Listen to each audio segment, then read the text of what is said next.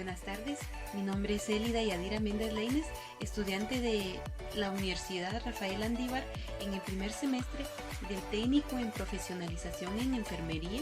y en este momento les voy a leer el capítulo 16 del libro Don Quijote de la Mancha del autor Miguel de Cervantes. Prestemos atención. El ventero, que vio a Don Quijote atravesando en el asno, preguntó a Sancho qué mal traía. Sancho le respondió que no era nada, sino que había dado una caída de una peña abajo y que venía algo abrumada las costillas. Tenía el ventero por mujer a una, no de la condición que suelen tener las de semejante trato, porque naturalmente era caritativa y se dolía de las calamidades de su prójimo, y así acudió luego a curar a Don Quijote, e hizo una de sus hijas suyas, doncella, muchacha y de buen parecer, la ayudase a curar a su huésped. Servía en la venta, asimismo, una moza asturiana, ancha de cara, llena de cogote, de nariz roma y de un ojo tuerta, y del otro no muy sana. Verdad que es la gallardía del cuerpo suplía las demás faltas. No tenía 7 palmos de los pies a la cabeza, y las espadas, que algún tanto le cegaban, la hacían mirar al suelo más de lo que ella quisiera. Era gentil moza, pues ayudó a la doncella y a los dos hicieron una muy mala cama a Don Quijote, que en sus camaranchón, que en otros tiempos daba manifiestos indicios que había servido de pajar muchos años, en la cual también alojaba un arrillero, que tenía su cama hecha un poco más allá de la de nuestro Don Quijote. Y aunque era de las enjalmas y mantas de sus machos, hacía mucha ventaja a la de Don Quijote, que sólo contenía 4 mal lisas tablas, sobre 2 no muy iguales bancos, y un colchón que en lo sutil parecía colcha, lleno de bodoques, que a no mostrar que eran de lana por algunas roturas al tiento y en la dureza, semejaban del guijarro, y 2 sábanas hechas de cuero de aldaga, y una frazada, cuyos hilos que si se quisieran contar no se perdería uno solo de la cuenta. En esta maldita cama se acostó Don Quijote, y luego la ventera y su hijo le emplastaron de arriba abajo, alumbrándoles Maritornes, que así se llamaba la asturiana. Y como al Bismaye viese la ventera tan acardenalado a las partes Don Quijote, dijo que aquello más parecía golpes que caída. No fueron golpes, dijo Sancho, sino que la peña tenía muchos picos y tropezones, y que cada uno había hecho su cardenal. Y también le dijo: haga vuestra merced, señora, de manera que queden algunas estopas, que no faltará quien las haya menester, que también me duele a mí un poco los lomos. De esa manera, respondió la ventera, también debistes vos de caer. No caí, dijo Sancho Panza, sino que del sobresalto que tomé de ver a caer a mi amo, de tal manera que me duele a mí el cuerpo, que me parece que me han dado 1000 palos. Bien podría ser eso, dijo la doncella, que a mí me ha acontecido muchas veces soñar que caía de una torre abajo y que nunca llegaba de llegar en el suelo, y cuando despertaba del sueño hallarme tan molida y quebrantada como que si verdaderamente hubiera caído. Ahí está el toque, señora, respondió Sancho Panza, que yo sin soñar nada, sino estando más despierto que ahora estoy, me hallo un poco menos cardenales que mi señor Don Quijote. ¿Cómo se llama este caballero?, preguntó la asturiana Maritornes. Don Quijote de la Mancha, respondió Panza. Y este caballero aventurero de los mejores y afuertes de sus luengos tiempos que acá no se han visto en el mundo. ¿Qué es caballero aventurero?, replicó la moza. ¿Tan nueva sois en el mundo que no os sabéis vos?, respondió Sancho Panza. Pues sabed, hermana mía, que caballero aventurero es una cosa que en 2 palabras se ve apelado y emperador. Hoy está acá la más desdichada criatura del mundo y la más menesterosa, Mañana tendría 2 a 3 coronas de reinos que dar a su escudero. Pues vos, siéndolo de este tan buen señor, dijo la ventera, ¿no tenéis a lo que parece quisiera algún condado? Y aún es temprano, respondió Sancho, porque no ha sido un mes que andamos buscando las aventuras, y hasta ahora no nos hemos topado con ninguno de lo que sea. O tal vez que hay una buena cosa y que se haya otra. Verdad es que si mi señor Don Quijote sana de esta herida o caída, y yo no quedo contrecho de ella, no trocaría mis esperanzas con el mejor título de España. Todas estas pláticas estaban escuchando muy atento Don Quijote, y sentándose en el lecho como pudo, tomando de la mano de la ventera, le dijo: Creedme, hermosa señora, que os podéis llamar venturosa de haber alojado a este vuestro castillo a mi persona, que es tal que si yo no la alabo es porque suele decirse que la alabanza propicia envilece, pero mi escudero os dirá quién soy. Solo os digo que tendré eternamente escrito en mi memoria el servicio que me habéis hecho, para agradeceros mientras la vida me durare, y plugiera en los altos cielos que el amor no me tuviera tan rendido y tan sujeto a sus leyes y a los ojos de aquella hermosa ingrata, que os digo entre mis dientes, que los de esta hermosa doncella fueran señores de mi libertad. Confusas la ventera y su hija y la buena de Maritornes, oyendo las razones del andante caballero, que casi las entendía como si hablara en griego. Aunque bien alcanzaron a todas, se encaminaban al ofrecimiento y quiebros, y que no como usase a semejante lenguaje mirábanle y admirábanle y parecíanle otro hombre de los que no se usaba, y agradeciéndole con venteriles razones sus ofrecimientos, le dejaron, y la asturiana Maritornes curó a Sancho que no menos le habían menester que su amo. Había el arriero concertado con que aquella noche se forcejearan juntos, y que le había dado su palabra de que en estado sosegado los huéspedes y durmieron sus amos, les iría a buscar a satisfacerle el gusto en los cuanto le mundase. Y cuéntase de esta buena moza, que jamás dio semejantes palabras que no las cumpliese, aunque las diese en monte y sin testigo alguno, porque presumía muy de hidalga y no tenía que afrontar estar en aquel ejercicio de servir en la venta, porque decía ella que desgracias y malos sucesos le traían aquel estado. El duro, estrecho, apocado y fementido lecho de Don Quijote estaba primero en mitad de aquel estrechado establo, y luego junto a él hizo el suyo Sancho,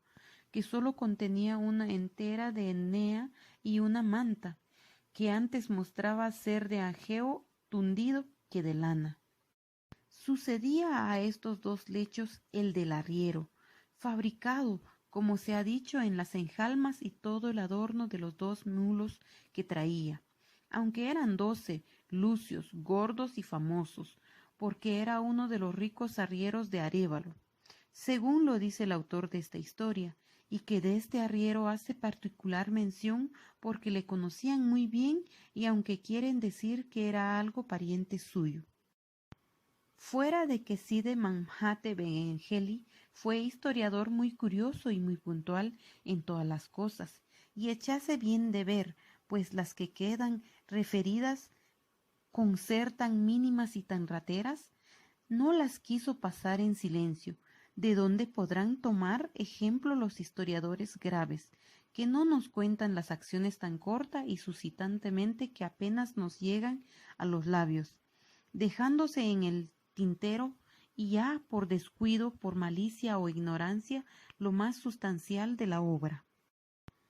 Bien, haya 1000 veces el autor de Tamblante de Ricamonte y aquel del otro libro donde se cuentan los hechos del conde Tomillas, con qué puntualidad lo describe todo. Digo, pues, después de haber visitado el arriero a su cuenca y dádole el segundo pienso, se tendió en sus enjalmas y se dio a esperar su puntualísima Maritormes. Ya estaba Sancho bizmado y acostado, y aunque procuraba dormir, no lo consentía el dolor de sus costillas, y don Quijote, con el dolor de las suyas, tenía los ojos abiertos como liebre. Toda la venta estaba en silencio, y en toda ella no había otra luz que la que daba unas lámparas que colgaban en medio del portal ardía. Esta maravillosa quietud y los pensamientos que siempre nuestro caballero traía de los sucesos que a cada paso se cuentan en los libros autores de su desgracia, le trajo a la imaginación una de las entrañas locuras que buenamente imaginarse puede. Y fue pues que él se imaginó haber llegado a un famoso castillo, que él se ha dicho castillo eran a su parecer todas las ventas donde alojaba,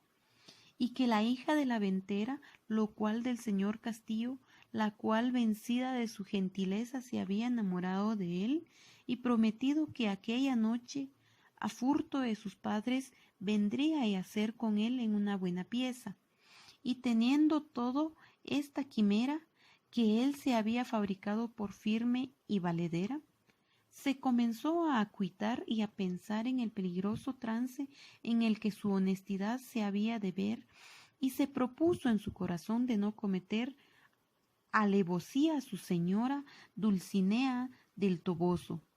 aunque la misma reina Ginebra con su dama Quintañona se le pusiesen adelante. Pensando, pues, en estos disparates, se llegó el tiempo y la hora que para él fue menguada de la venida de la asturiana, la cual, en camisas y descalzas,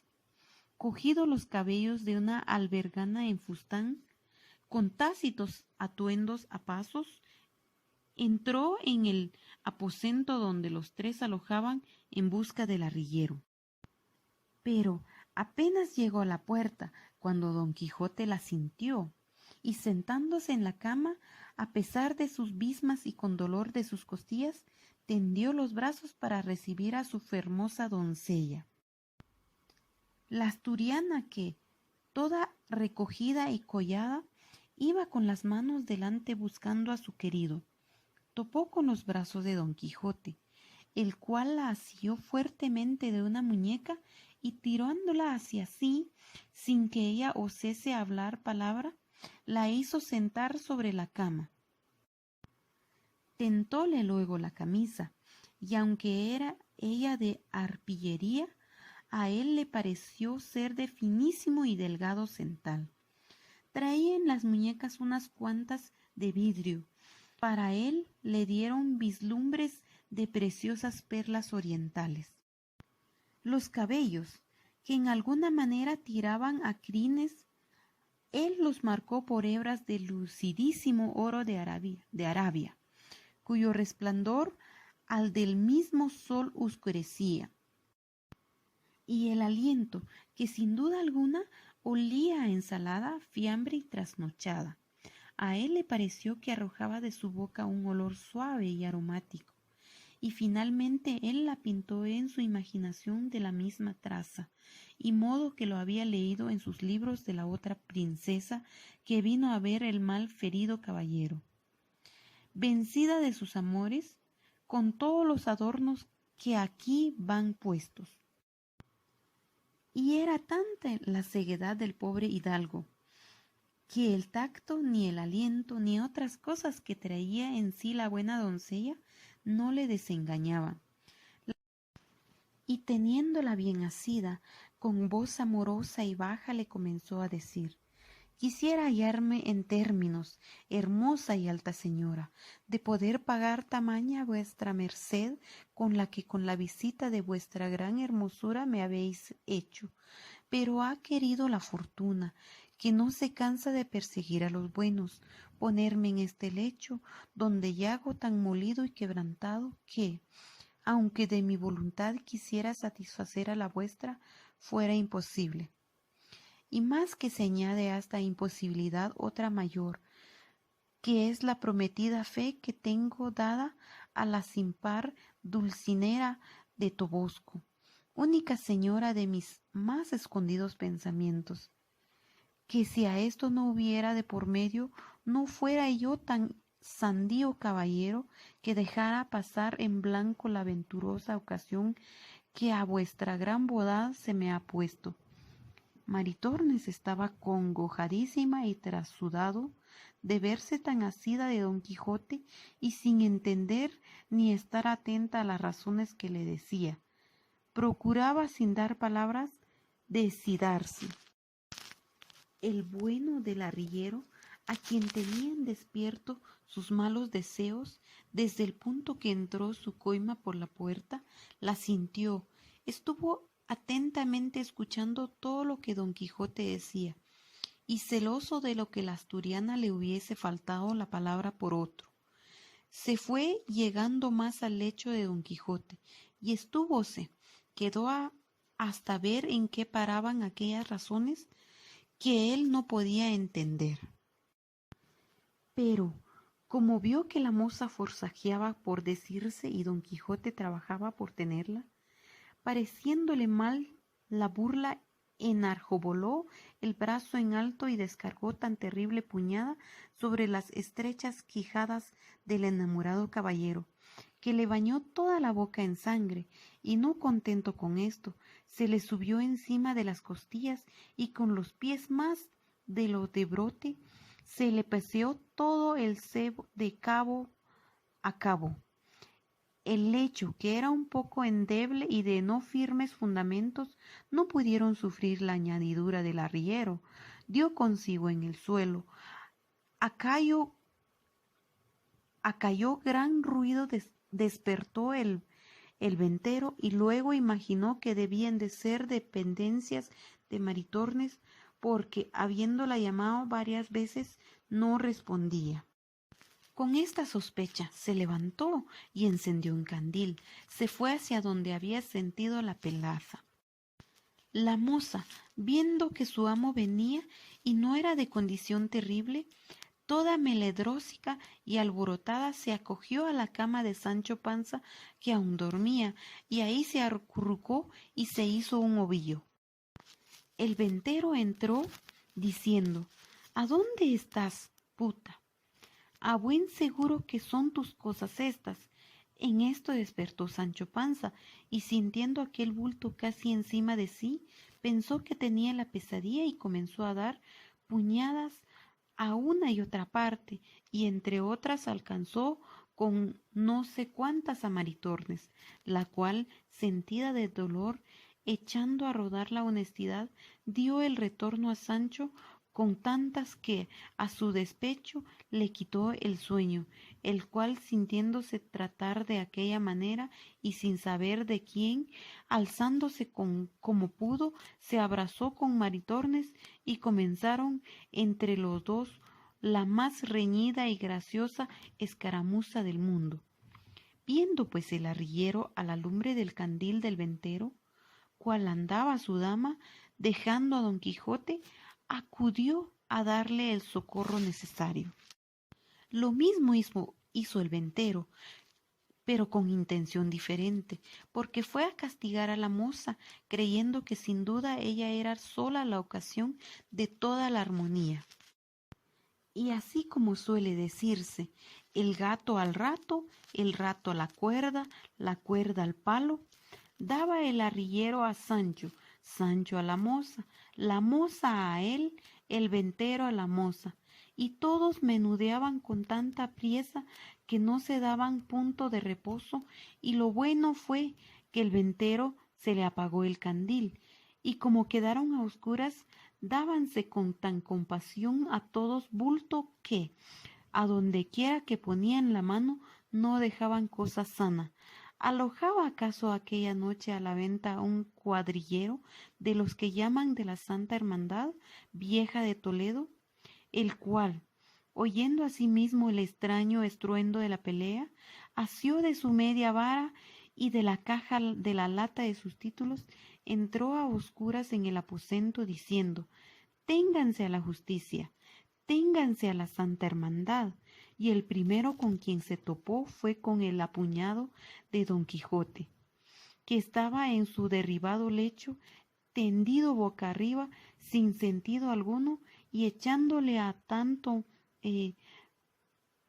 mano a las barbas, no cesaba de decir: favor a la justicia. Pero viendo que el que no tenía asido no se bullía ni meneaba, se dio a entender que estaba muerto. Y los que estaban ahí dentro eran sus matadores, y con esta sospecha forzó la voz diciendo: ciérrense la puerta de la venta, miren, no se vaya nadie, que han muerto aquí un hombre. Esta voz sobresaltó a todos, y cada cual dejó la pendencia del grado que tomó la voz.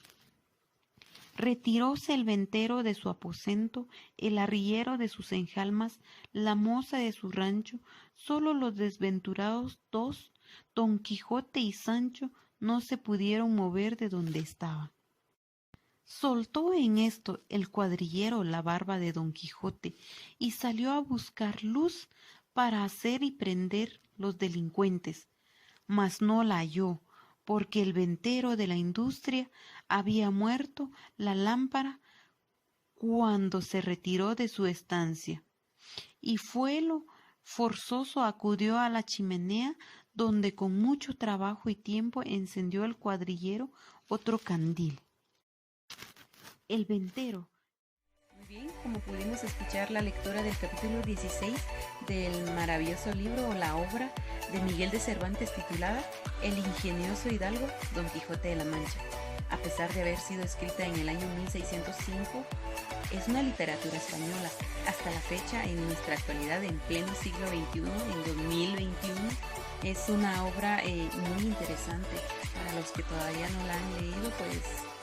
se los sugiero porque es una obra que le da a uno una extra imaginación, una semejante imaginación de, a pesar de esos tiempos, cómo él pudo mantener la trama de la historia. Gracias por vernos.